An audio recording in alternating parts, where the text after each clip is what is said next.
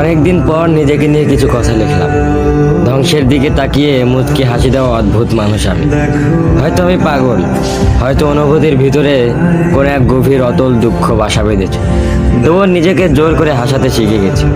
যেদিন ভেতরটা একবারে ভেঙে গিয়েছিল, সেদিনও বাইরে থেকে এক চিলতে হাসি মুখে নিয়ে সবার সামনে দাঁড়িয়েছিলাম। কষ্টগুলোকে আমি বন্ধু বানিয়েছি, একাকিত্বকে আপন করে নিয়েছি। মানুষ ভাবে আমি হয়তো সুখী, শক্ত, নির্লিপ্ত, কিন্তু তারা জানে না প্রতি রাত আমার এক একটা লড়াই।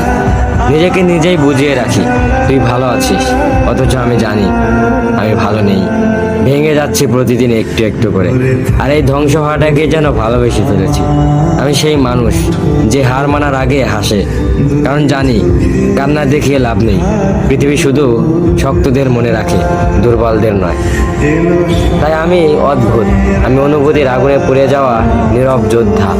আমার জীবন কোনো সুখের গল্প নয়, এটা নিঃশব্দ বিপ্লব, যেখানে হাসির আড়ালে লুকানো থাকে হাজারো না বলা কথা, ভাঙা স্বপ্ন, হারিয়ে যাওয়া আমি।